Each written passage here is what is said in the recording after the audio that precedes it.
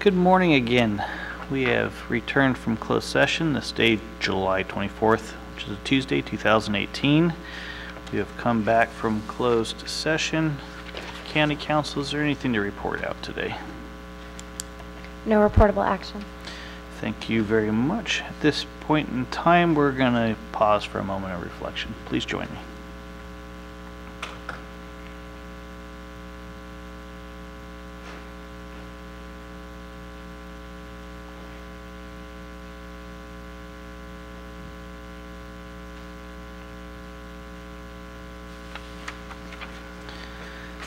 Thank you. And Supervisor Cowan, can you please lead us in the Pledge of Allegiance? I pledge allegiance to the flag of the United States of America and to the republic for which it stands, one nation, under God, indivisible, with liberty and justice for all. Do I have any new employees to introduce today? Okay, very good. At this time, I'd like to request any deletions, corrections, or additions from the board members to the agenda. Okay. In that case, let's go ahead and move forward with consent agenda items. Comments from members of the public may be heard at this time regarding matters on the consent agenda only, and we're going to be considering items 1 through 6 on the consent agenda. Mr. Chairman. Yes, sir. I'd like to just request a correction on the minutes. On SP 930 at the last meeting, I requested that item on the agenda, and it was identified as being put on the board by the CAO. Okay. Kylie, can you make note of that, please? Any further comments at this time? Motion to approve. We have a motion. And that's with the amendments suggested by Supervisor. No, that's for the consent. With the amendments to the minutes as suggested by Supervisor Berkowitz. No. Okay. You want me to move for that? Supervisor Gitlin just has. We just need a second before I open up Sure, for public comment. second. Thank you. Public comment on the consent agenda items. Very good. We'll bring it back to the board. Kylie, please poll the vote. Supervisor Hemmingson? Yes. Supervisor Cowan? Yes. Supervisor Berkowitz? Yes. Supervisor Gitlin? Yes. Chair Howard? Yes. All right. Let's go ahead and move on with our general government items. Item number 9, which is eliminate, reclassify, and establish provisions with various branches of Health and Human Services, Department of Child Support Services, and Probation as outlined in Attachment A, and adjust the salary range of Recreation Coordinator and Direct Human Resources to amend and adopt staff chart as appropriate as requested by the County Administrative Officer. Jay? This is one of the steps that we traditionally go through during the budget process.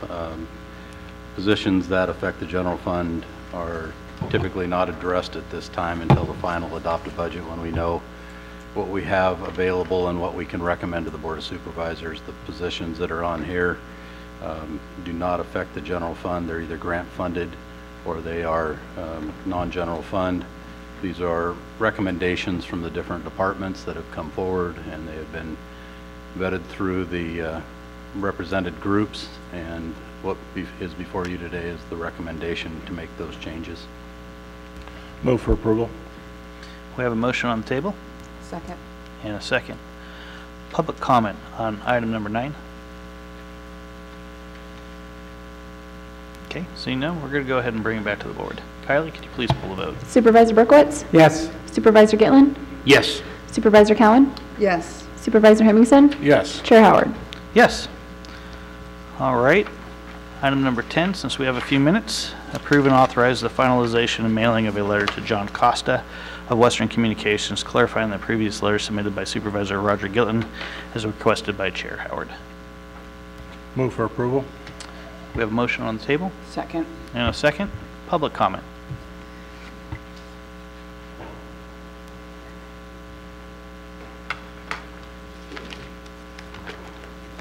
Hello, Aaron Skroback. This is in regards to the letter Roger Gitlin sent June 28, 2018 to the Managing Director, John Costa of Western Communications, asking for the immediate dismissal of the editor for the triplicate Crescent City. Roger was upset because the newspaper ran an article about his and Bob's recall, but not of Lori or Heidi's, in 5 days, according to his letter. However, Cowan's recall became official Wednesday, June 25th, and the newspaper ran the article Saturday, June 30th. A public official using his position to call for the dismissal of a newspaper's editor for not having ran an article is the reason for the First Amendment, which includes freedom of the press. This is a shameful act by one supervisor that does not represent the entire board. For this reason, I support sending the letter you've drafted, which reads, Mr. Costa, on behalf of Del Norte County Board of Supervisors, this letter is intended to clarify the involvement of the Board of Supervisors in relation to the correspondence forwarded to you by Roger Gitlin. The Del Norte County Board of Supervisors took no action to prepare a letter requesting the dismissal of Robert Fornoff as the editor of the Del Norte Triplicate. The letter dated June 28, 2018, forwarded by Roger Gitlin, is not supported by and was not authorized by the Del Norte County Board of Supervisors. While an individual supervisor may voice their opinion, it is disappointing and misleading when the form of communication can be interpreted as official board action. We hope this clarifies the issue, and if you have any questions, feel free to contact the Del Norte County Board of Supervisors at your convenience. Sincerely, Del Norte County Board of Supervisors. Our liberty depends on the freedom of the press, and that cannot be limited without being lost. Thomas Jefferson. Thank you. Public comment. Good morning. I'm Donna Westphal. I live in 1st District. In the last decade, I've seen 2 editors at the local newspaper. Richard Weens, who I wasn't crazy about, but compared to Robin Fornoff, Mr. Weens was a saint and bastion of First Amendment rights. That's by comparison. Did you know that after being crucified in the press by reporters of Editor Weens, my husband and I started our own online newspaper, CrescentCityTimes.com, in 2012.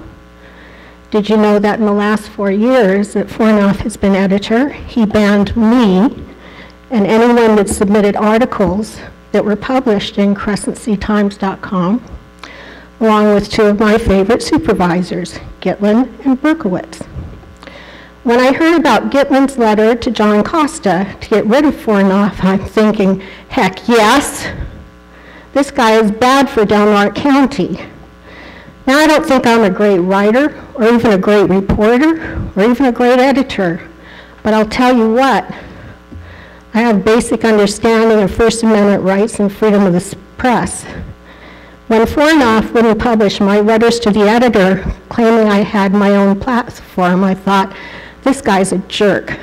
And when he wouldn't publish op-ed pieces or letters to editor from people like Wes Nunn, Linda Sutter, Bonnie Brown Berkowitz, Samuel Strait, I thought, definitely a jerk. I'd like to see Fornoff gone. So here's what I did. I met with the new publisher, Kim Fowler. And after she allowed one of my letters to the editor to get published in the Triplicate, I explained to Kim that many in our community have had problems with Robin Fornoff. The man does not know how to run a newspaper without his extreme bias. And for that, I want to thank you, Supervisor Gitlin, for notifying John Costa of Western Communications that Fornoff should be fired. And as for the rest of you, I believe that you have wasted taxpayers' time and money over this subject. If it looks like a witch hunt and it smells like a witch hunt, it's not duck hunting. So please get a grip. Public comment. Hi, Linda Sutter from wherever, 5th District. Now,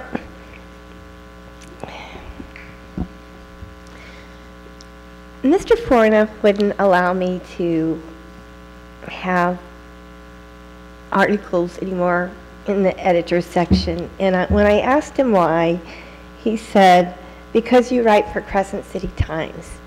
And I said, but that's not a, that's a free newspaper. And, excuse me, and there's no competition. And if you look at the triplicate newspaper, most of the articles they have in there are from other newspapers. So I think Mr. Farnow is really biased towards, he's not neutral, and that's what a newspaper is supposed to be. It's supposed to be neutral. He does not remain neutral, and he only picks and chooses who can write to the editor. And here's the thing. They're losing a lot of people. A lot of people don't subscribe to the triplicate anymore. And it's because of these things. And so I don't know. I do believe that we shouldn't even be discussing this. This is a waste of time. Thank you. Public comment.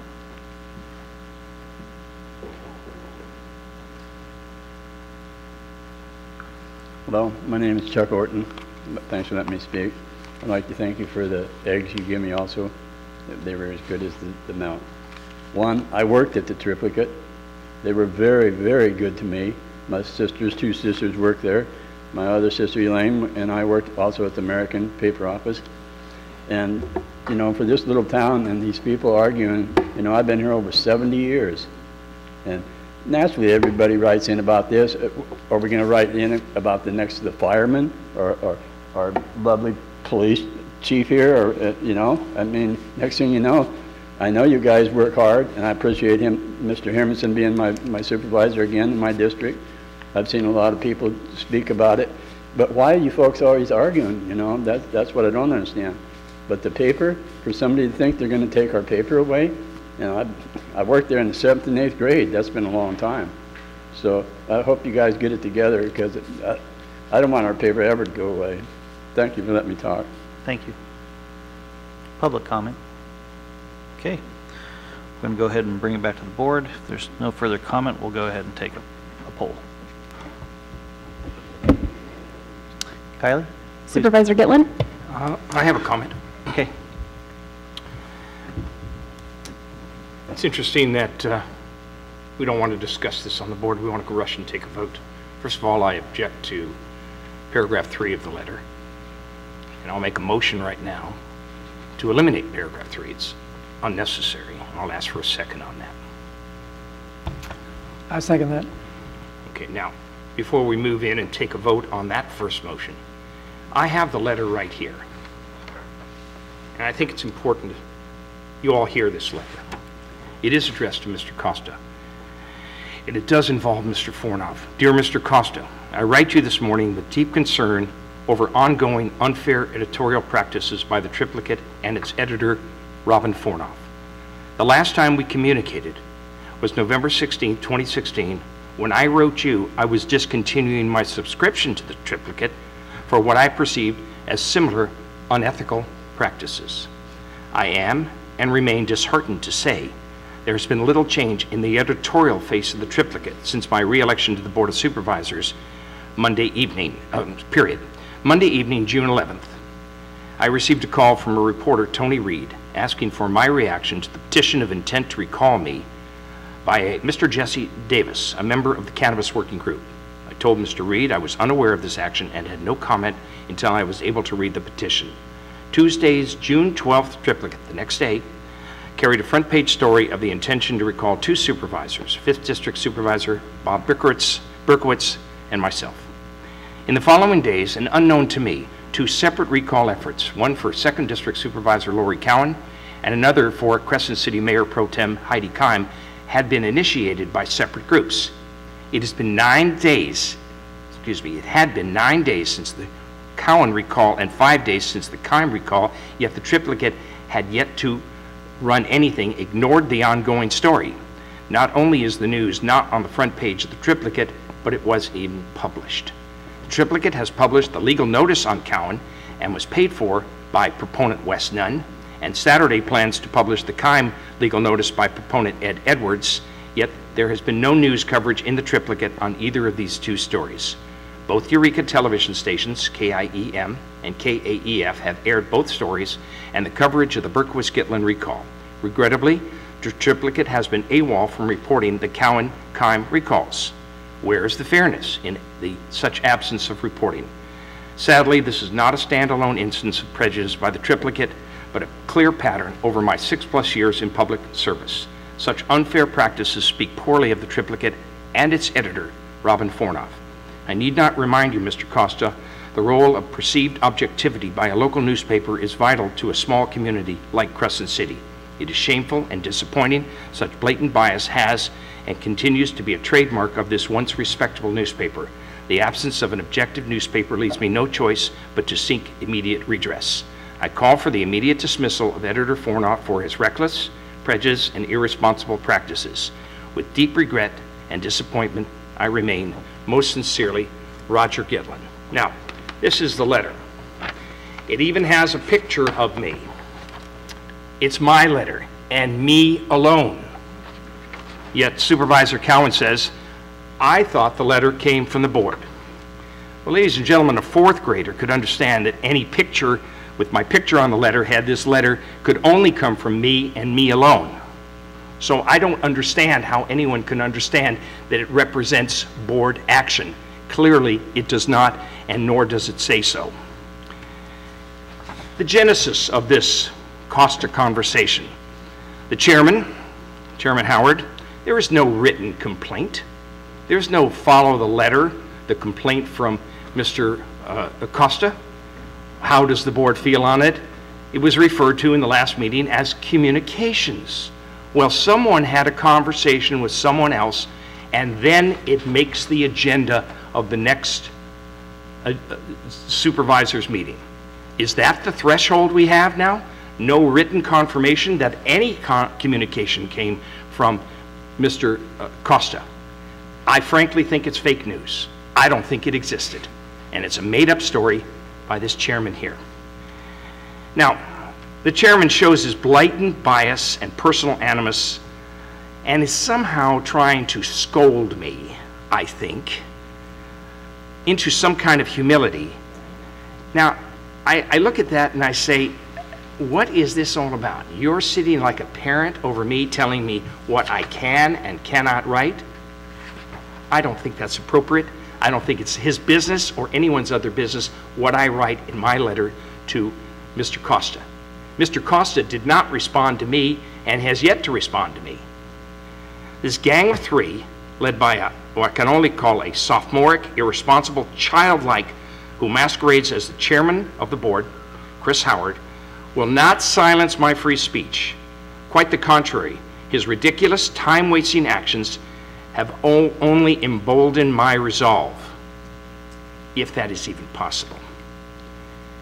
Mr. Chairman, you will apologize to me for your recent slander of alleging I am in violation of Ethics Code AB 1234, which you referred to in the last meeting.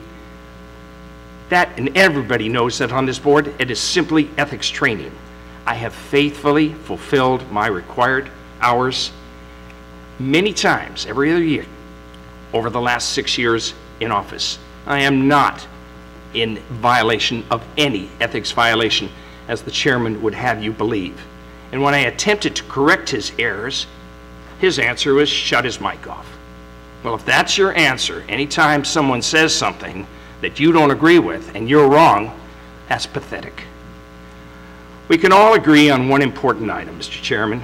Failure to publicly apologize and acknowledge your misunderstanding of AB 1234 may very well result in unanticipated legal action against you and the Board of Supervisors.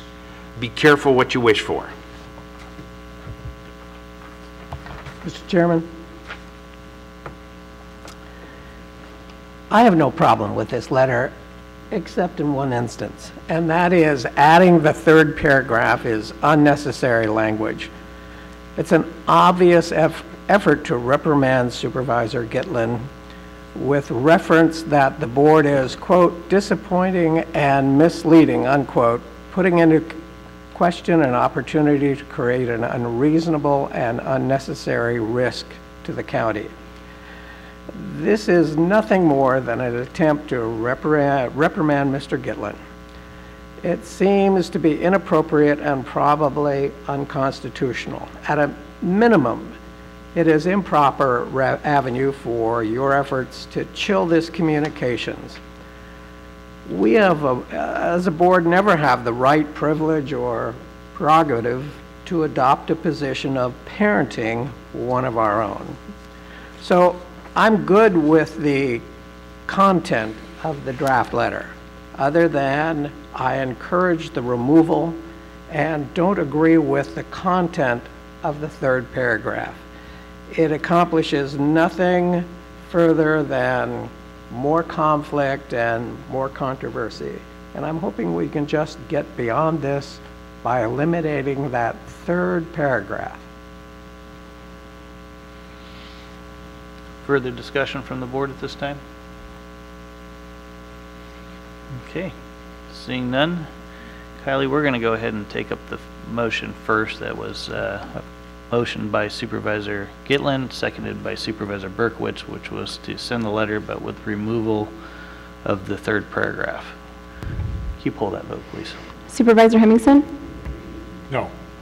Supervisor Cowan? No. Supervisor Berkowitz? Yes. Supervisor Gitlin? Yes. Chair Howard? No. Okay, we had a motion first. I make a motion to send the letter I as think we written. already have the motion Oh, on the table. sorry. Yep, sorry. Kylie, can you take up the first motion, please? Supervisor Gitlin? No. Supervisor Berkowitz? No. Supervisor Cowan? Yes. Supervisor Hemmingson? Yes. Chair Howard? Yes. All right, we're going to go ahead to the 10:05 timed item, which is public comment. Members of the public may address the board on matters which are within the jurisdiction of the board. If you are addressing the board regarding a matter listed on the agenda, you may be asked to hold your comments until the board takes up that matter. Please limit your comments to 3 minutes or less.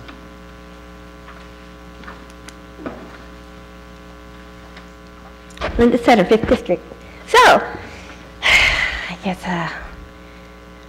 a incident occurred in Del Norte County that was unjustified, unwarranted, and ridiculously funny, but not funny. And that is this. Someone posted a flyer called the Wolf Festival online, which was supposed to be a gathering of 50 to maybe 100 radical feminists. Now, I gotta tell you, I have never seen so much crap in all my life as what happened online. Hate speech galore, and it got worse to the point where I was afraid for these women. Now, the county decided to send Mr. Hopper out to different campgrounds to find out, is there a group of women coming here for political reasons to gather? Because they didn't have a permit to do such a thing. Oh my God. And even our sheriff and 2 deputies show up at this lady's house, and we had Mr. Reed show up down there. I mean, it was crazy. So when I reviewed all the hate speech going on, I asked to speak to this lady that was the coordinator at this event. And by the way, the event had been called off, but we're still having all this drama. So I decided to post some balloons online of County Road 7 or Forest Road 17 in 21 and take a picture and said, oh, the event moved up the low divide road because this was getting ugly fast. And so what happened after that? Some guy posts a picture of, he drove up to low divide road. He posted pictures of a rifle. He posted pictures of bullet holes in fencing.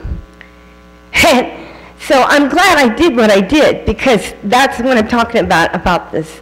I don't know why the county decided to go out and after a group of women, even when they were told that the event had been canceled, to see if they were gathering or not. Because I asked Taylor if anybody has purchased a special use permit for any event in the last year. Guess what? No. Well, the Republicans had their dinners out there on Woods property. Didn't have to purchase a permit for that. So the point of the matter is because of the name radical feminists and whatever radical feminist stands for, we're going to discriminate against them and we're going to do a witch hunt in this county? You guys should be ashamed. Let me tell you, I submitted a nice long letter to ACLU, and I hope they write to you guys. Thank you.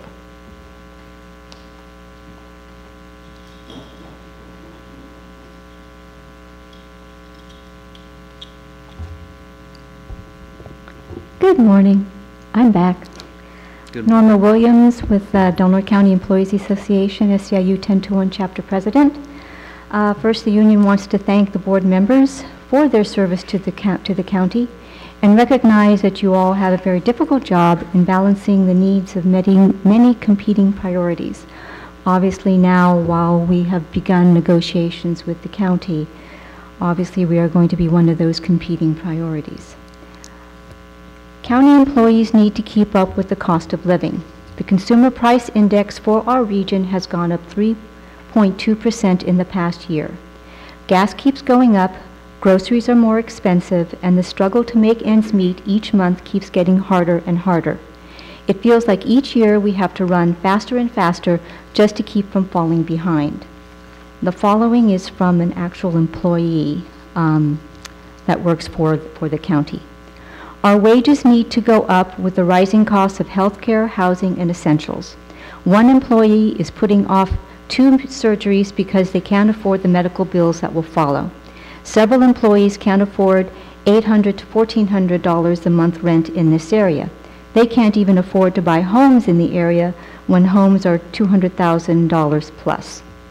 An employee lives in a mobile home park, owns his own mobile, but can't upgrade to a home with property because they can't make enough to pay more than space rent, which is $510 per month. Employees that have been exchanging clothing and other items in break rooms before management shut it down because some employees can't afford dress clothes or even shoes that are obviously appropriate for the workplace. We have employees that qualify for benefits. Employees should make enough money so as to not get benefits and be able to sustain themselves. I'm having this read for me because we are short-staffed in my department. Sometimes we don't feel like we can take breaks because of being short-staffed and the amount of clients that come in daily as well as our workload. This is just an example of some of the issues and stories that exist throughout the county and and among our employees. Also, per the 2016 salary study, which your staff conveniently decided to discard during negotiations, we were at that time about 16% behind the 10 comparable counties. That hasn't changed, despite the fact that, yes, we did receive raises at that time, and yes, even despite the federal tax cuts, which, thanks for the extra money for gas each month, we are still stagnant. We are still behind the 10 comparables. As I mentioned, CPI is 3.2% this year. We're still not being able to catch up. And these and other stories will be brought forward to you. I just want you to keep in mind that your employees, those of us in the miscellaneous professional units, we are the front line for this county. We are the ones that provide the direct service for the community, to the community. And we are also part of this community. Thank you.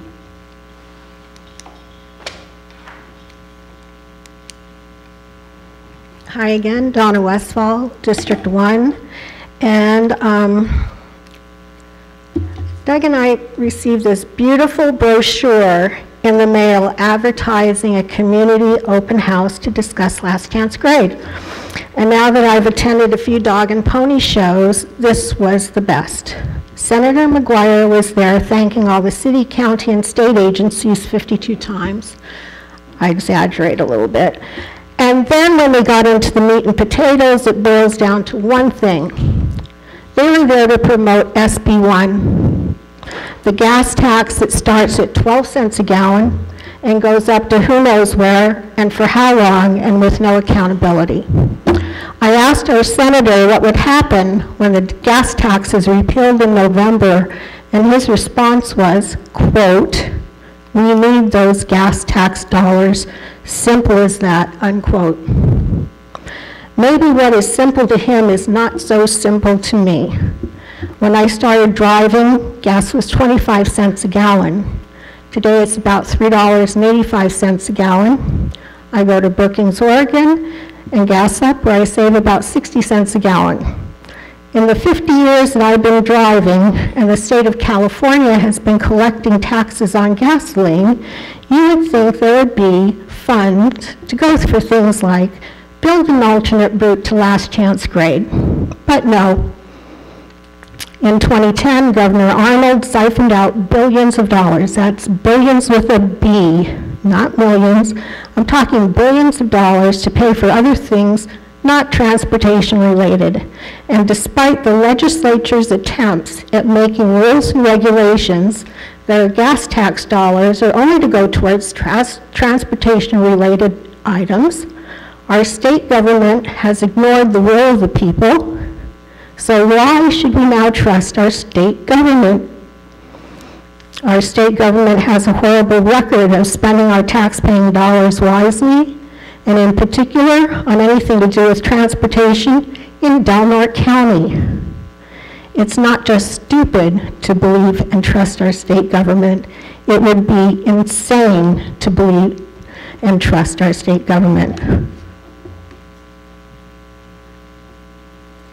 Any further public comment? Okay. Seeing none, we'll bring it back to the board and move on to our next agenda item, which is agenda item number 8, Cannabis Working Group update. Okay. I don't see anybody here. I know I saw.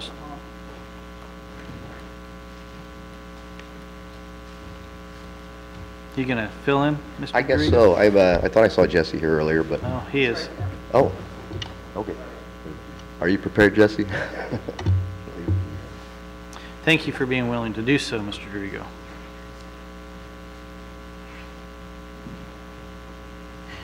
Good morning.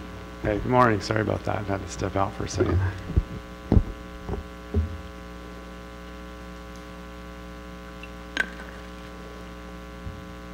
All right. My name's Jesse Davis, public member of the County Cannabis Working Group. And just for the record, I would prefer that our chairman, Blake Alexander, give these reports. He was out of town today, I believe, and unable to make it, but I'm going to keep working on it and make sure that he makes it to the mic at some point. Okay, so this is a report from our working group meeting July 11th.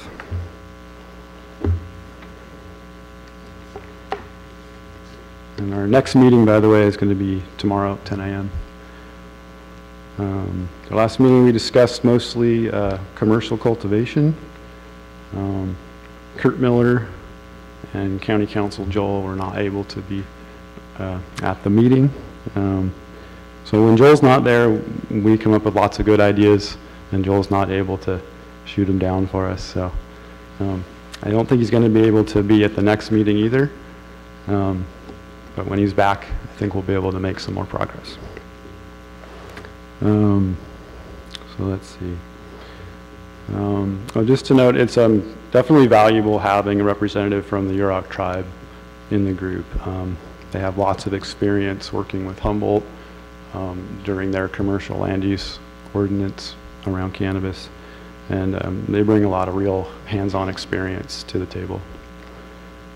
So we talked about, in regards to commercial cultivation, we're breaking it down into categories.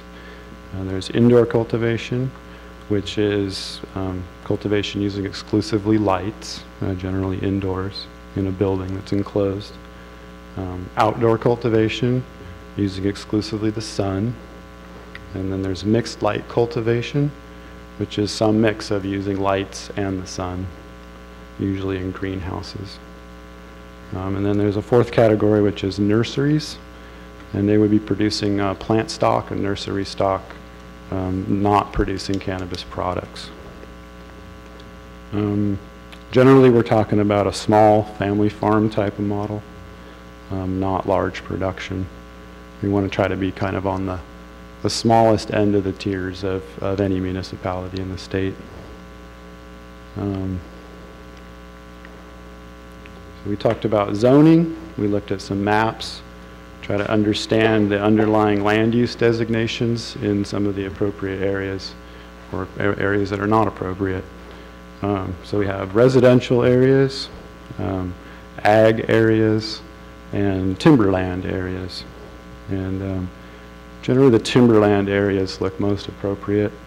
And there are some agricultural areas that could be appropriate, provided they have enough buffer or distance or from residential zones, no influence on residential zones. So we talked a bit about how to do that, how to create separation from residential zones. We've had some public comment about the problems that are created from large grows to near residential zones. So that's important to keep hearing that, get that input to the group. So we're talking about what would be the proper setbacks, buffers in order to deal with visibility, odor, noise, things like that. We didn't come up with any specifics yet in terms of numbers for that. It'll be easier when we have a council there to tell us what we can and can't do. But I think in terms of separation from residential zones, we're definitely talking in the thousands of feet, not in the hundreds of feet. We talked about parcel sizes. We're kind of looking at starting at 5 to 10 acre parcels as a minimum size. Talked about garden size, 5,000 to 10,000 square feet as a maximum garden size. That's sort of on the lower tier, the small tier for state licensing. We talked a bit about how it's important to not allow license stacking. License stacking is when one person or entity secures several permits, and there's sort of a loophole that was taken advantage of and promoted by CDFA that allowed individuals to secure as many small cultivation permits as they wanted, unlimited. And it sort of bypassed the whole idea of the regulation to cap acreage at some point. And so there's large operations, usually like corporate conglomerates who have dozens or hundreds of small permits all stacked together in the same place, and all they have to have is a fence between them and they're compliant. California Growers Association has a lawsuit filed with CDFA to address the issue. Don't know if or when it will be addressed. County Council seems confident that there is some way to be able to do that. I don't know what that'll look like, but basically limiting the number of permits somebody can hold to 1 or maybe 2 so that things don't get large with that sort of a loophole. We talked a little bit about roads and road capacity in terms of commercial access to remote areas. And we're going to be working on this in more detail at the next meeting, kind of find out what the questions are so that we can get a set of questions to community development, engineering, and the roads department so we can get those questions answered back at a future meeting. So we're talking about basically county gravel roads and their capacity to handle traffic. And then Forest Service roads, how you deal with that, access and permits and such when you're dealing with federal land. There's many suitable parcels in the timberland areas that are accessed only by Forest Service roads. We talked a bit about environmental concerns. The state rules are robust for protecting the environment, but there could be a lack of enforcement. I think that's probably can count on that. And there's probably not going to be a lot of county resources to do environmental enforcement here. So there's an idea that we talked about of requiring certified third-party verification of compliance with environmental regulations. And so this would be working with foresters, biologists, other licensed experts at the expense of the applicant in order to ensure compliance with environmental regulations. That about wraps that up. We're just going to continue on that same topic tomorrow at our next meeting and for future meetings until we get somewhere. Take any questions, and if anybody's unhappy in any way with the direction the working group's going, then now is the time to clarify.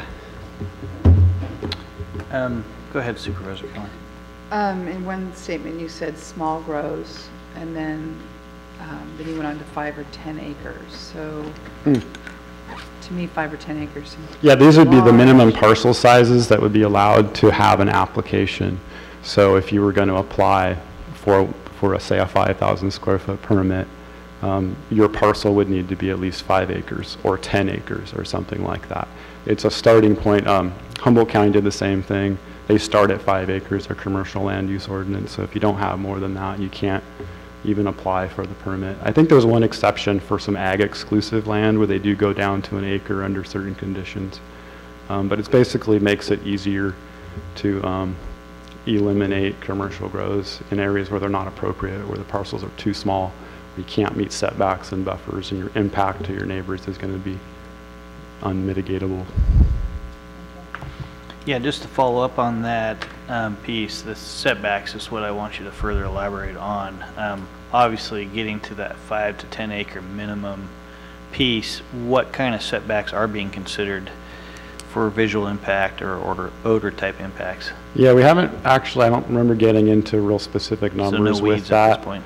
Okay. Yeah, but I'm suggesting it be at least in the thousands of feet. It's not like personal cultivation where you're, in the hundreds of feet or less than 100 feet or anything. Even a 5,000 square foot grow, you can smell it from 1,000 feet away. So there needs to be significant setbacks, but we haven't gotten there yet. Joel has county council has some ideas about how to set that up. It's not going to be just one simple number. There's going to be a lot of other elements involved, and I don't really understand it fully, so we didn't have Joel there to answer the questions. So I'm also curious about your comment specific to enforcement. It's my understanding that the Department of Fish and Wildlife has been tasked with a lot of enforcement around these issues. I know in Region 1, which we are in, T.O. Smith has been tasked as that head of enforcement specific to cultivation. What has given the group the opinion that the Department of Fish and Wildlife won't be able to keep up, maybe, or even consider the comments you made? So I'm curious what brought that forward. I just think it's I don't know. It's probably more my personal opinion, and just based on my experience and what I know about the capacity of the State Department statewide. They got their hands full. They're doing a lot of work that they haven't been doing. Regulation has allowed access now by the state, and so now they have the opportunity to clean up the mess, and they have money to do it. But they're busy in places like Humboldt, Trinity, Mendocino, South. So I don't see a lot of money coming here for that, especially right in the beginning. All these things will change for the better over time, but we have to be prepared to look out for the pitfalls in the meantime. Yeah, they have a lot of work to do. There's thousands and thousands of applicants in other counties. They have to go to these sites oftentimes. Yeah, it spreads them thin, I think. Well, and then just based on that common belief and impetus and for a third-party certification, you believe that'll help mitigate to a certain extent some of that lawlessness that may or may not take place? Yeah, I think so. I think just requiring that takes the burden off of the county financially, requiring an applicant to pay for these kinds of inspections. There's third-party outfits already operating in other counties who are pretty experienced with this. As time goes on, they'll gain the respect of the board, of Fish and Wildlife, of regulators, so that they can be deemed, bona fide, certified inspectors or whatever they might be called. Just to be able to have a mechanism to spread the load to private business, just like you do in other industries. Very good. Supervisor Berkowitz. Mr. Davis, are you still looking for input from this board? Well, I'm looking for any input to be crystal clear. Okay. Are you satisfied with the input you've received so far? From the board as a whole, I've had some confusing input from individual board members, though, that still is not clear. Okay. Thank you. Thank you. Thank you. Any further comments at this time? Jesse, we're going to go ahead and open it up for public comment. Great, thank you. Appreciate it. Okay, public comment on the working group items?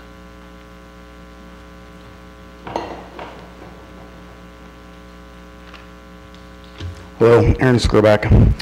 Last week, I was challenged by Roger to make it clear of his opposition to cannabis. However, this statement is misleading. Roger states now that he is opposed to it, yet just 6 months ago, he stated support for bringing out ordinances and voted to end the temporary ban on January 23rd. Roger Gitlin voted after Bob Berkowitz to end the ban and allow the state to have control over recreational cannabis in Del Norte. This is an important point for supporters and those who oppose cannabis to remember along with his voters. How can you trust someone when their words are dishonest and actions deceitful? Quoting Roger Gitlin, July 10, 2018, Board of Supervisors meeting. Mr. Skroback, please make my position publicly clear in any way which you can. Make it clear of my opposition to this product. Quoting Roger Gitlin, January 23rd, 2018, Board of Supervisors meeting. Joel, you and I have had several meetings over the last several weeks in your office. This is not a decision which I make lightly with removing this ban. Now, having said that, Mr. Chairman, now that the board has chosen to lift the 45-day moratorium on the implementation of the Adult Use of Marijuana Act for 2018, I think it would be prudent to direct the Cannabis Working Group, and yes, Jesse, I would strongly support your opinions and working together on a more accelerated basis to bring to this board either in regular or special session within 30 to 45 days an ordinance regulating the 6-limit plant protocol for Del Norte County. That's number one. Number two, I think to direct our Board of Supervisors to instruct the Cannabis Working Group to bring to the board an ordinance regulating the cultivation and distribution of recreational marijuana in the county within 60 to 75 days. The ordinance proposal would be scheduled during regular or specially called meeting. And number three, direct the working group to bring to the board in regular or special session the use of medicinal or medical marijuana in Del Norte County within 60 to 75 days. That's what I hope the board will direct you to do. I'm one of those who don't want to. I'm going to continue. Mr. Skroback, please make my positions publicly clear in any way which you can. Make it clear of my opposition to this product. Joel, you and I have had several meetings over the last several weeks in your office. This is not a decision which I make lightly with removing this ban. Now, having said that, Mr. Chairman, now that the board has chosen to lift the 45-day moratorium on the implementation of the Adult Use of Marijuana Act for 2018, I think it'd be prudent to direct the Cannabis Working Group, and yes, Jesse, I would strongly support your opinions and working together on a more accelerated basis to bring to this board, either in regular or special session, within 30 to 45 days, an ordinance regulating the 6-limit marijuana plant protocol for Del Norte County. That's number one. Number two. Thank you. Thank you. Linda Sutter. In my opinion, this whole business has become a dog and pony show with a political agenda. And if I had my way, if we could even create an initiative that says it takes 4 votes from the Board of Supervisors to get anything passed because y'all don't get along and because it's circus when we get here. That's what I would do. But this cannabis situation is, you know, it doesn't do any good to go to the meetings because they're not going to listen to anybody anyway. They've got their own self-agenda, and now they've used this self-agenda for political reasons to throw out two supervisors who don't see the same as they do. Thank you.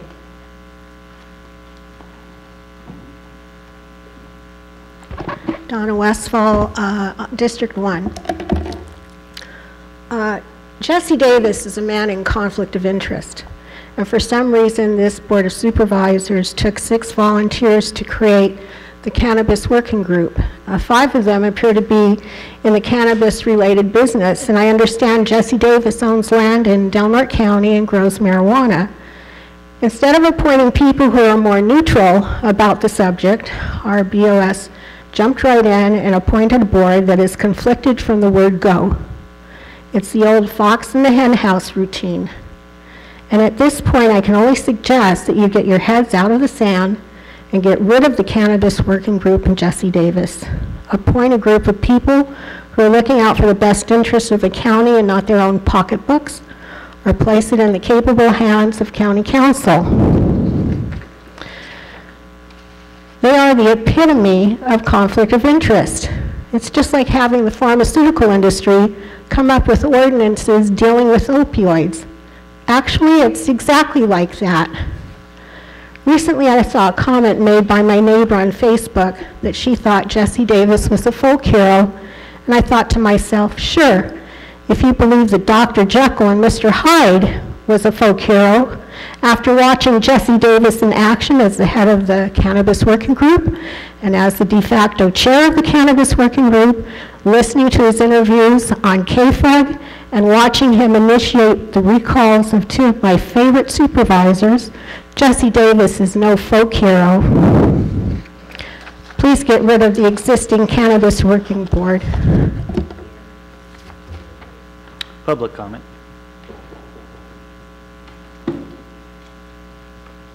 Wowee. I had the first card in this county in 1997. They brought a Japanese film crew, did an hour and 20-minute interview with me. I thought, my family's had this property since 1928. I thought, wow, am I finally going to get to do this? Of course, they just brought a school across the street from where my property is. So that'll stop there.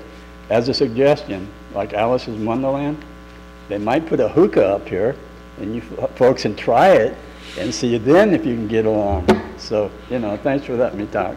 Thank you. Any other public comment today?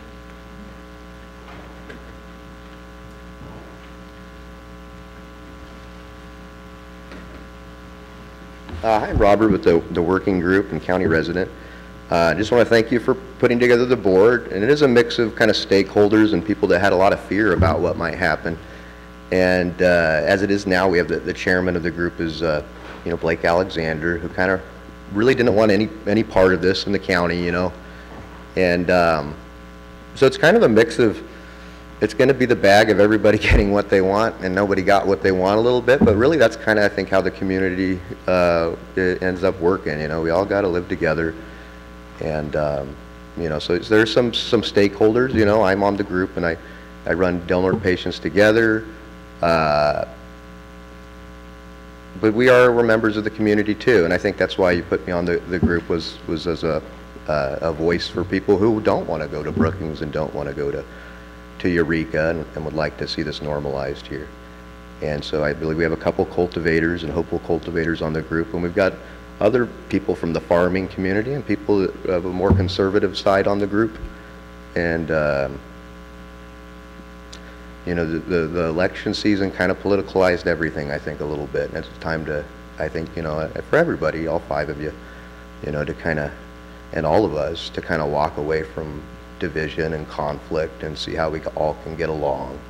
But as far as, you know, nobody listening at these groups, we have public comment the whole period during the group. All you have to do is walk up to right here and wait for everybody to shut up that's up here and start speaking. So the public is, you know, I'm not sure if Donna's still here, but the public is welcome to come and speak, you know, longer than, you know, we'll have you up there for 5 or 10 minutes if you want. and a lot of people's positions are being taken into account. We've got neighbors that are concerned about cultivation. And because they've shown up, I think there's going to be some changes in what we would recommend, you know. And but I'd like to thank everybody that, you know, voted to form this group and all. I really appreciate it. I think it's really, you know, despite, like I said, the divisions of election season, I think overall it's kind of it's a real positive in showing how, you know, the community can work together, you know, a little this, little that, and come together to come up with an answer that kind of works for everybody. Thank you. Any further public comment? Jesse Davis, public member of the working group. Yeah, conflict of interest. That was one of the first things I asked county council at a meeting we had. I'm like, oh, I bet we're all going to get accused of doing this for our own self-interest, right? And I heard, well, that's the American way. Government and business work together in order to create good policy that's good for government and for business and for the public in general. And that's why it's all done out in the open in a transparent fashion. And that's why the working group was formed in a formal way, and we have to follow some of the same rules that you have to follow regarding public notification and such. So I think that's, you know, unless somebody has some other more brilliant way of running government and figuring out how we should live, I think that works reasonably well. And it's not 6, you know, public members running the show. Like, we just talk about what we know about, and it's staff and this board that determines what actually comes out. And county council, the capable hands of county council, as I heard, they're the ones who are writing the ordinances, not us. The working group's made up of farmers, all different kinds of farmers who've been here for a long time, farming all different kinds of products. Business owners, retail, people who want to get into hemp farming, dairy farmer, the sheriff is on our group, the ag department is in the group, child services, community development, the Yurok tribe is in the group. Invaluable input from the tribe. They're an important member of the community. And Blake Alexander can be contacted by any one of the members of this board to ask questions about what he thinks individually, if he's happy or not. So I'd like to just stand up a little bit for Blake. I heard a false accusation at the last meeting that Blake was AWOL and had thrown in the towel, and he's one of the most influential voices in the group. And the products that have come out of the group have his hand in them, just like everyone else. And if you don't, if your line's not in the water, you're not going to catch any fish. All right? You got to participate.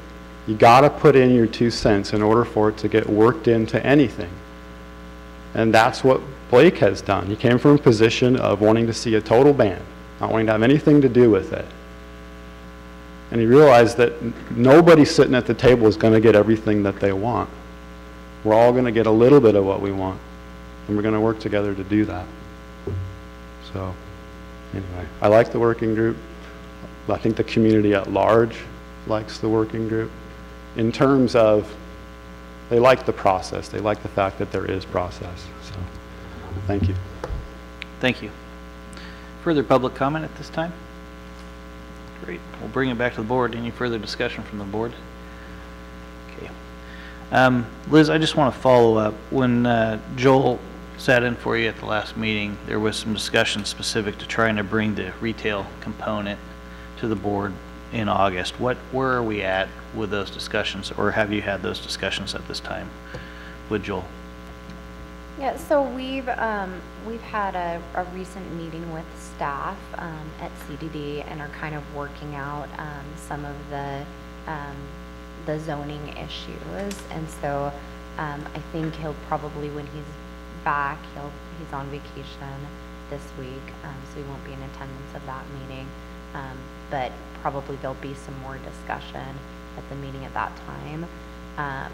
I think they're getting close. I'm not sure the first meeting in August would be a viable deadline.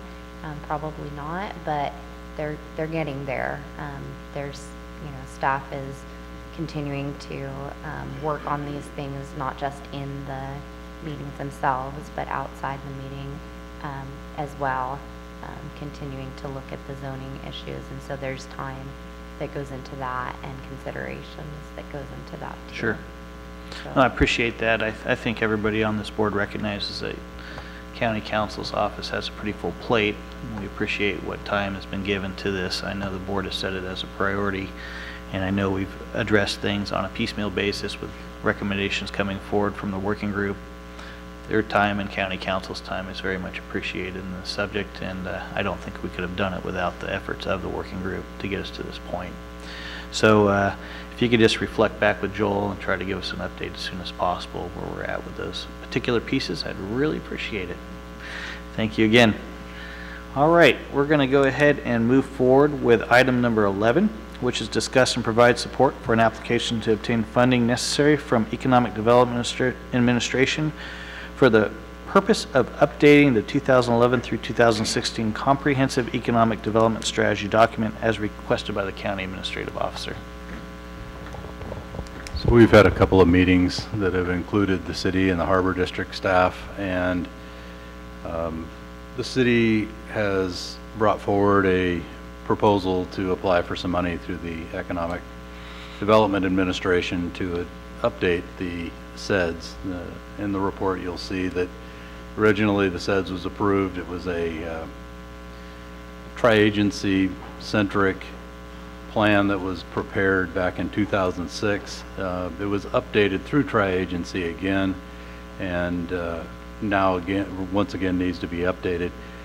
The total amount won't be known in regards to what it's going to cost to update it, but originally there was a number thrown out around $80,000.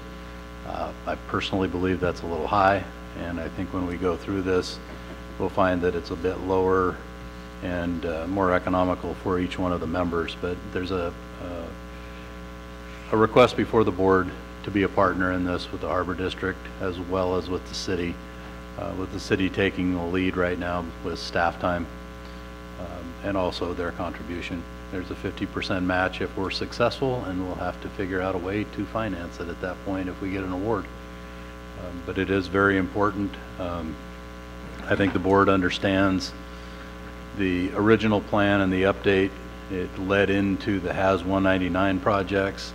It was a buy-in of all of the agencies. It was a buy-in by the community, by businesses. The Council of Economic Advisors was forefront in getting a lot of that discussed and coming up with ideas, and we're going to have to go through that process again because some of those projects are completed. Some of them are underway, and it will be extremely important for the next at least 5 to 10 years to get this updated and work on some of those larger economic development projects that everybody can agree on. Great discussion for Jay. Jay, you mentioned 80,000. Is that what the figure is? That's the number that was thrown out. I believe that's high. So that's we have to match it with another 80,000 total 160. Is that what you're saying? It's a 50% match. It would be half. Okay, it's 40-40.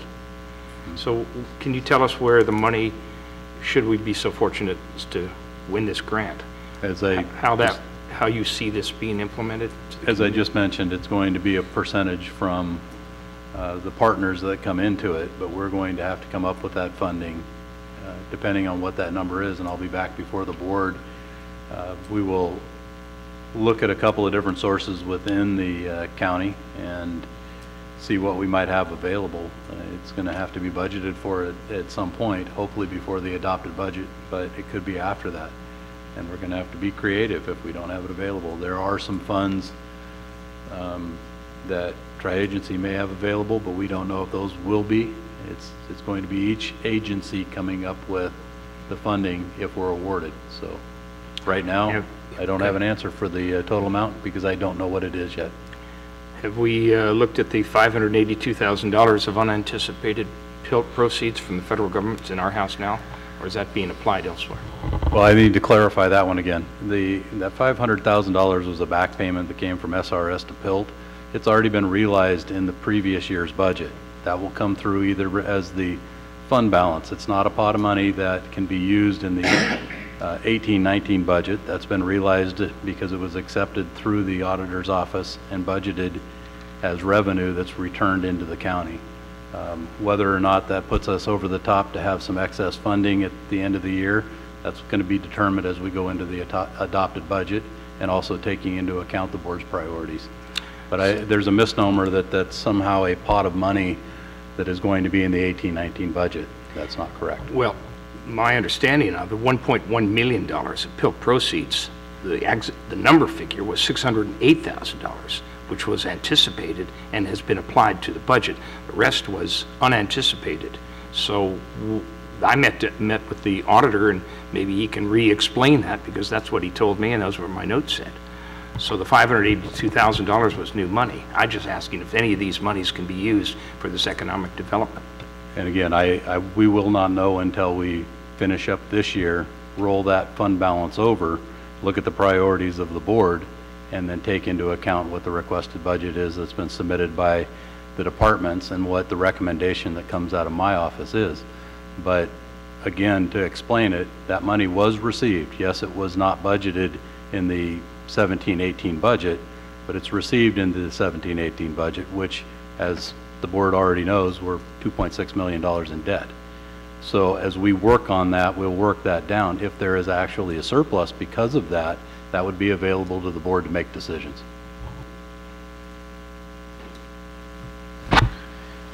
Jay, specific to the community economic development strategies, I've participated in the last couple. Moving forward, it's my understanding that this is a necessary component for funding to be received by municipalities in Del Norte County, whether it's the city, whether it's the harbor, whether it's tri-agency, whether it's the county of Del Norte. Is that still standing? Rules, if without a SEDS document, we cannot pursue certain federal funds? That would be correct. The EDA money is one of those that asks for an updated SEDS or a SEDS in place. It's not every funding source, but definitely with the EDA. Right. Very good. Well, I think that, as you've mentioned, those specific items that were addressed in previous SEDS, whether it was HAS199.com or whether it was some of the tourism pieces that have now moved forward and are taking place and are being funded, it is long overdue for this new document to be produced. I'm looking forward to seeing that happen. Can you give us a basic timeline when we'd hear back potentially from EDA? Once we apply, I don't have a deadline on it on when they'll return any type of a decision on the award. I don't have that in front of me at this point, but it will come back before the board to accept it. Obviously, we have to allocate funding at that point, so the board will have one more look at it, but we have to get it put together, which the city is working on, and then there will be some meetings to refine that. We're also going to have to discuss content, but once that comes back, then there's going to be the decision in regards to how we contribute and fund. If there's funding available and it's a low enough one that can be covered with a professional service line, we could certainly go in that direction. Sure. Well, I appreciate your energy and effort to get this to the board. I think this is a very important document for us to put into play, more so because it actually generates additional funding and revenue for Del Norte County specific to projects of importance with economic development. All right, let's go ahead and open this item up for public comment at this time. Okay, seeing none, we'll go ahead and bring it back to the board and see if we can provide some direction. Is this a motion or just direction? Just direction. Yeah, I think we ought to go for it personally. Okay. Supervisor Berkowitz is a second that. Do we have consensus essentially on this? Okay. Please pursue. Thank you, Jay. All right, let's go ahead and move on with item number 12. Approve and authorize the temporary closure of the Holiday Mine Road at milepost 1.38 from August 13th, 2018 through August 24th, 2018 to replace 2 culverts as requested by the Community Development Director. Good morning. Good morning. The recommendation pretty much covered the entire request. But if you have any technical questions related to the project, our road superintendent, Jeff Daniels, is here with me today. Where's the funding for this coming from, Heidi? This is RAC funding, Resource Advisory Committee, so the federal dollars. And this is one of 2 projects that are on today's agenda that we're requesting closures for. Great, thank you. Move for approval. Second. We have a motion, a second. Let's go ahead and open it up for public comment. Okay, seeing none, let's bring it back to the board. Kylie, please poll the vote. Supervisor Cowan? Yes. Supervisor Gitlin? Yes. Supervisor Berkowitz? Yes. Supervisor Hemmingson? Yes. Chair Howard? Yes. All right, we're going to go ahead and move forward with item number 13, which is approve and authorize a temporary closure of Rowdy Creek Road at milepost marker 2.29 from August 6th through August 10th, 2018 to replace a culvert as requested by the Community Development Director. Move for approval. We have a motion on the table and a second.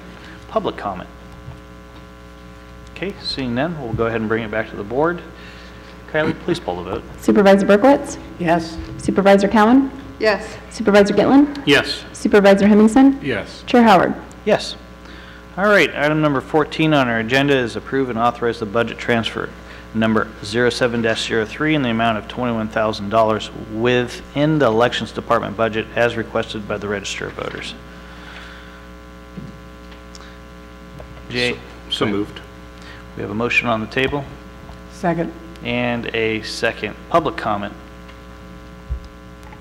Okay, seeing none, we're going to go ahead and bring it back to the board. Kylie, please poll the vote. Supervisor Hemmingson? Yes. Supervisor Cowan? Yes. Supervisor Berkowitz? Yes. Supervisor Gitlin? Yes. Chair Howard? Yes. All right. Next on our agenda is legislative and budget issues. At this time, we'll consider miscellaneous legislative and budget matters pertinent to the County of Del Norte. Authorize the chair to sign and send appropriate letters with respect to matters pending before the state and federal governments. Jay, anything to report at this time? No additional letters to report at this point, just an update in regards to our budget. We will be anticipating the closure of the 17-18 year so that we can then start working with the departments and put together the budget discussion in August, probably the second meeting in August at this point now, to get the priorities of the board, refocus on final so that we can get an adopted budget before the board in September. Thank you, Jay. Questions for Jay specific to any legislative or budget matters? Okay, seeing none. Public comment on that? Okay, go ahead and bring it back to the board. At this time, we'll move on with item number 15, where we receive brief reports and announcements relative to the County of Del Norte programs and projects progress on 2x2 committees, goal committees, and the board staff traveling and training reports. Supervisor Berkowitz, why don't you go ahead and get started today? Thank you, Mr. Chairman. As you all know by now, Humboldt County Supervisor Ryan Sundberg lost his seat. Sundberg was a member of the California Coastal Commission and represented the North Coast. Before he was appointed to the position, it was held by a former member of our board. It would seem to me that our board should ask the governor to appoint someone from our board to the soon-to-be vacant position. Therefore, I would ask that we have consensus to have a discussion and possible action item on the next board meeting to nominate a member of this board to the Coastal Commission, and I'm hoping that we could have that consensus now, Mr. Chairman. Sure, I'd be more than happy to put that on our agenda for our next meeting. Thank you. Mr. Chairman, very shortly this board will be finalizing the budget for next year. We will hear about the priorities of the various departments, but I think it's important to find out what items are important to individual board members and to get them out in the open for discussion and possible action. Therefore, I'm also going to ask for consensus to have this item placed on an agenda for either the next meeting or the meeting after that. Is that possible? Jay, specific to timing those budget discussions? Right now, that discussion would be scheduled for the, I believe it's the 22nd of August, or with the second meeting in August. Would that be soon enough, Supervisor? Thank you. That's perfect. Thank you. And last item for consensus. Mr. Chairman, one last request that originated with members of the daily town hall meeting this very morning. Now that we have invited our congressmen and state officials and even the governor to view Last Chance Grade, I believe that it's prudent to take it to the next level and invite President Trump to come here and see the whole road for himself. So I'd like to see an agenda item where we would send a letter of invitation to the White House with an invite to our president to come here to our county and see what we have to live with every day in relation to Last Chance Grade. Could we have consensus on that one? I don't see a problem with doing it. Thank you. Well, getting on with my report, I want to thank Supervisor Gitlin for ongoing and a very successful take a bite out of blight cleanup of the area along Highway 101 at South Beach in District 5. Happened this last weekend.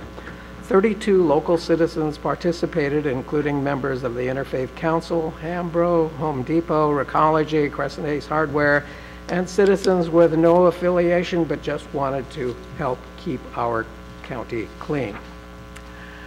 Last week, I was privileged to join over 3,000 county supervisors from all over the country to begin developing policy positions that Congress can adopt for next year.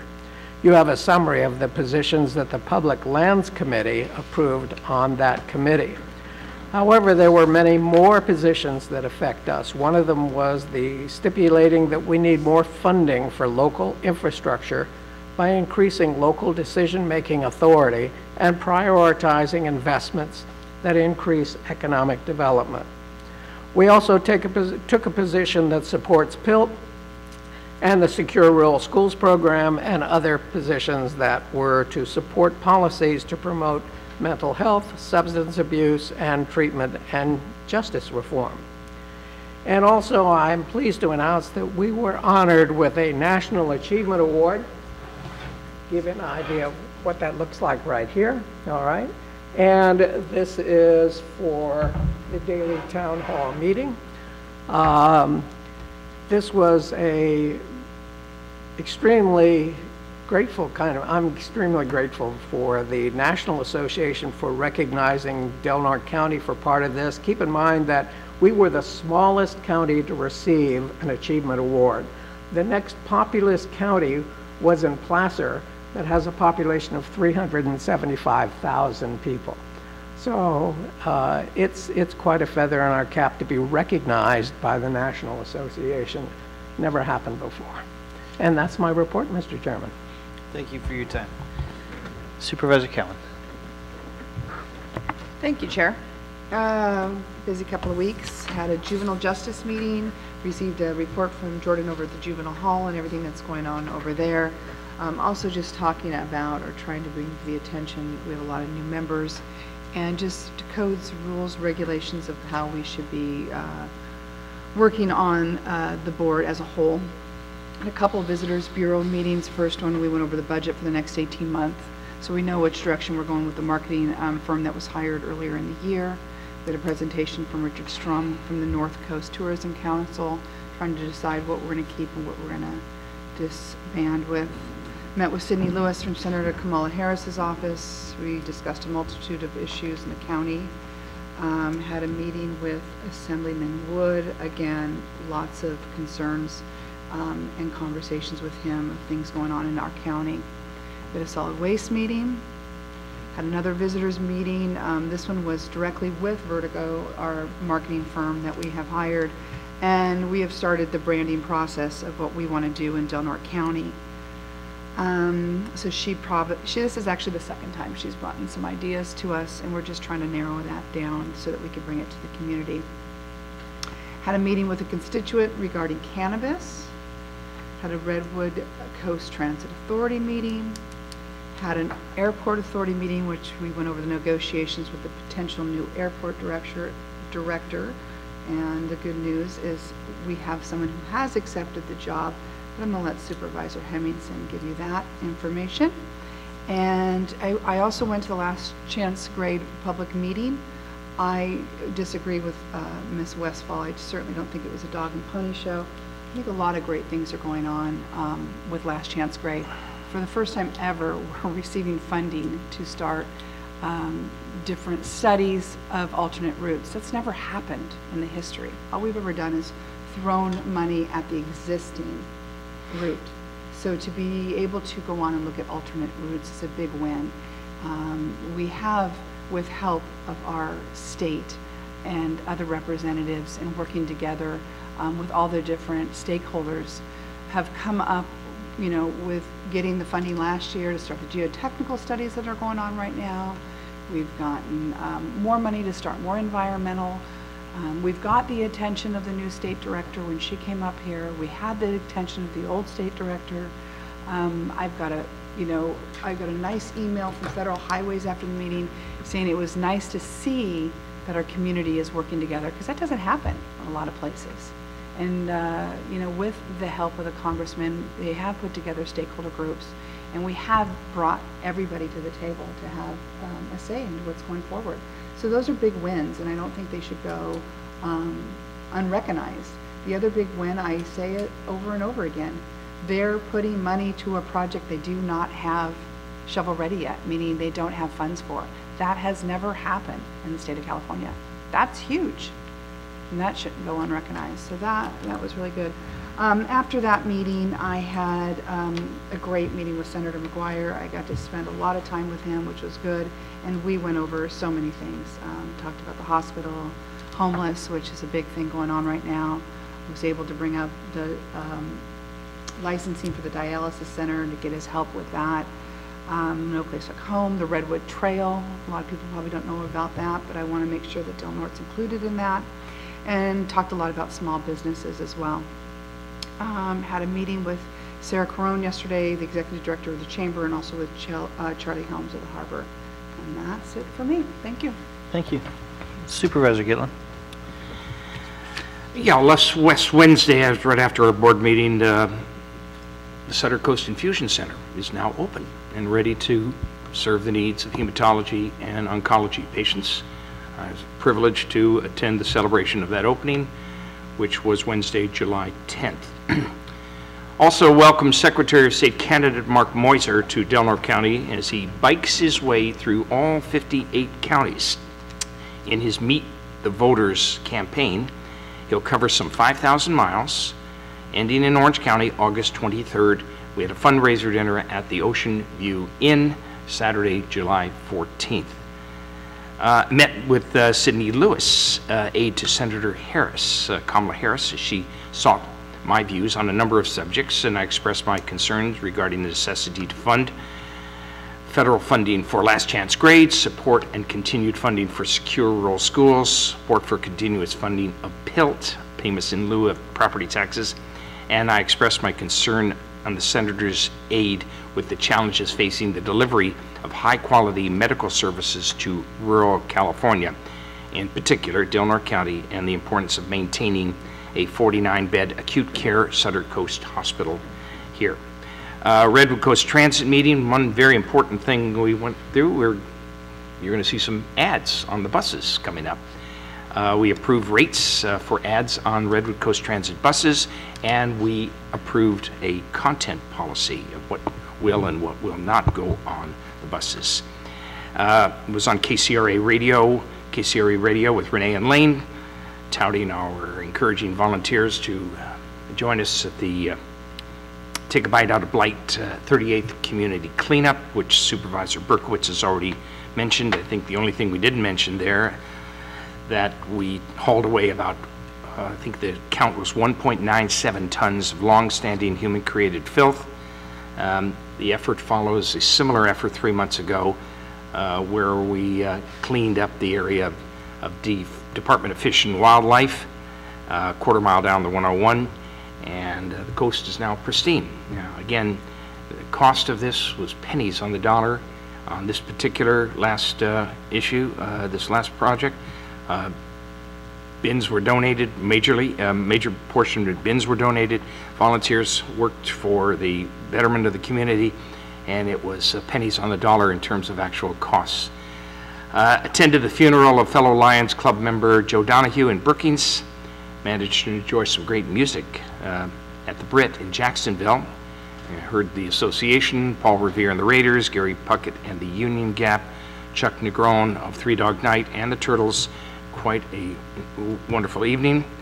And finally, a big thanks and appreciation to John Knox and Del Norte Physical Therapy in working with me as I recover from my spinal fusion surgery 3 months back.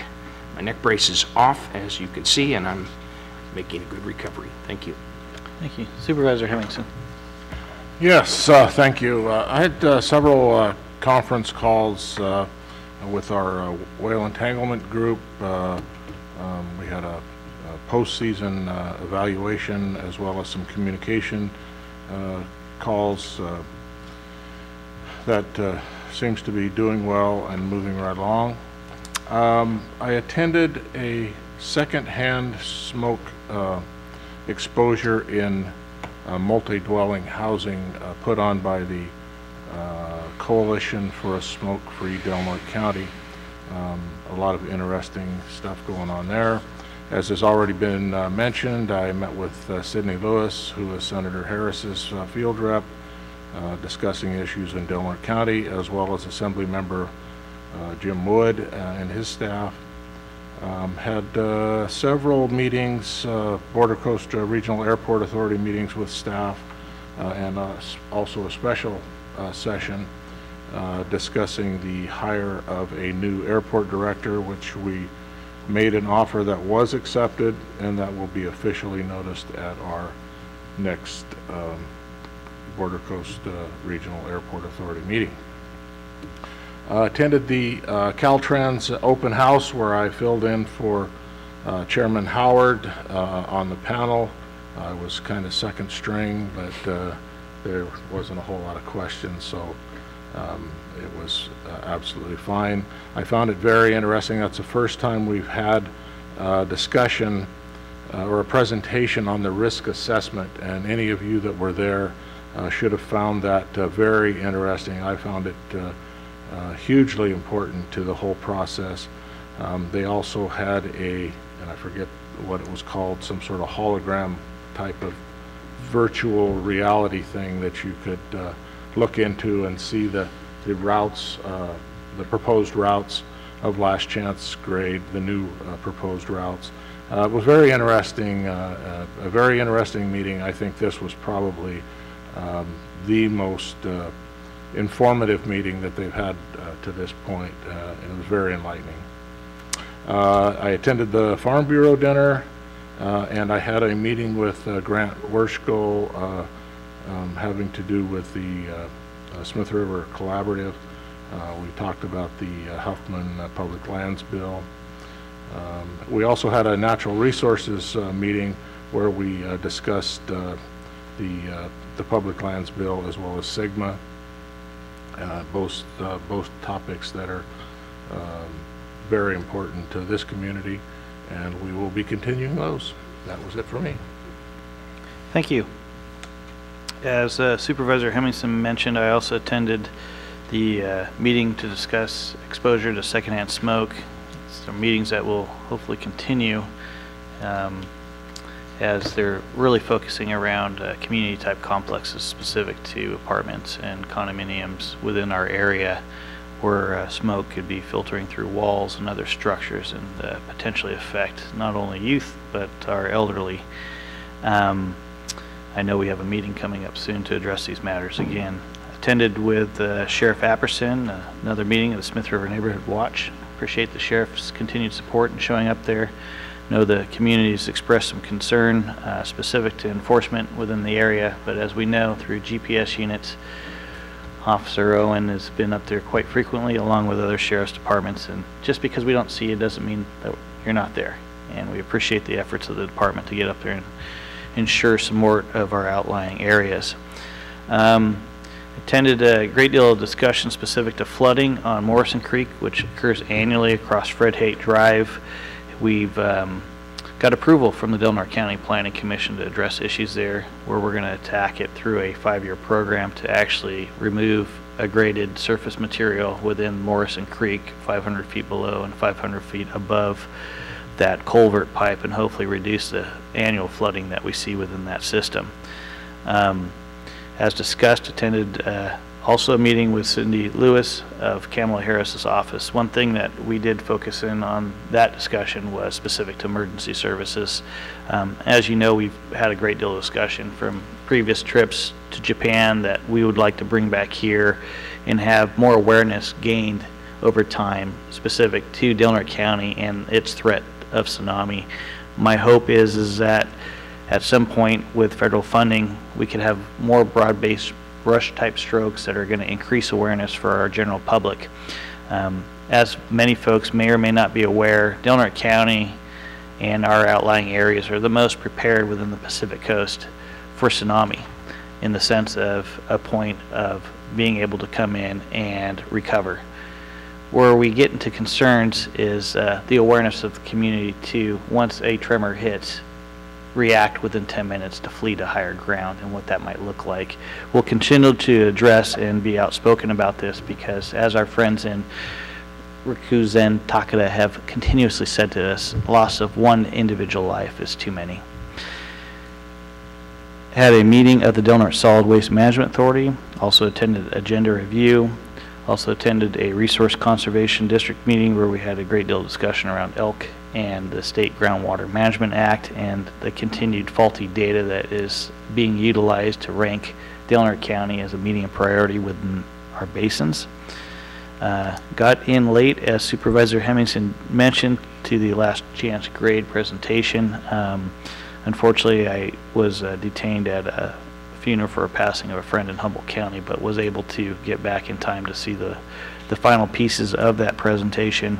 I felt it was very interesting as Supervisor Cowan and I reflect back on that meeting the other day, was the importance of Senate Bill 1 dollars to that success of that project going forward in the future. I know Senator McGuire outlined that in the first part of his presentation, that's going to become vitally important for whether or not leveraging funding or going forward with complete project funding for that grade and its replacement.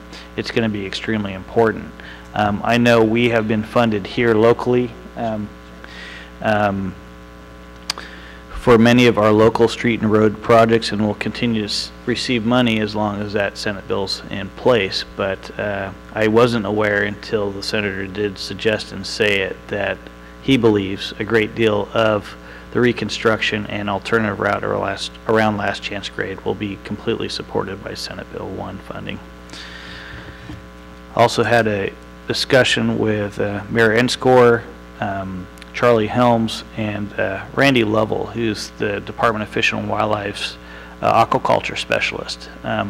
Some of the things that we discussed in Japan that we're going to try to bring back here that are relative to the coast is there opportunity for doing joint economic development projects around aquaculture, whether it's abalone, whether it's oyster fisheries, whether it's something to do with sea urchins. Randy Lovell is the state's lead on this. He's discussing with many counties throughout the state that have coastal access and coastal harbors where opportunity lies. And right now the Department of Fish and Wildlife is greatly encouraging aquaculture type operations within economically depressed areas to a certain extent to try to gain some ground and incentive for folks to go out there and start new business, and they're there to help. So it was a very enlightening conversation. I look forward to having future conversations with Randy and our partners at the city and the county to see if there's opportunity for us here in Del Norte County to have some new aquaculture type operations. Supervisor Hemmingson and I both attended the annual Farm Bureau dinner that was this weekend. A great event, well attended. One of the things I was more excited about during an auction that took place was the fact that just across the state line we have a new venture in wasabi. And many people don't know this, but it's a very rare root that is used within a lot of seafood type products, raw seafood type products in Japanese restaurants. But we have a small farm operation just across the border in the Winchuck River system that is growing wasabi, and as claimed currently in New York, as is claimed in certain restaurants in California and in Las Vegas and in Oregon by the producer of this product, it is currently believed to be the #1 wasabi crop in the world for taste and texture and quality. So I was super excited to hear that we have other ventures that we might be able to pursue here in Del Norte County, and there's a new product in town. Lastly, also met with Grant Worskell of the Smith River Alliance, who's been working on finding support for the Hyuchi Trails project system that is being supported and sponsored by Redwood National and State Parks. He has encouraged me and the board to actually take a position on this here in the future. Whether or not there's going to be a trail network that actually links state park properties to the main town of Hyuchi and services there. We'll see how that goes.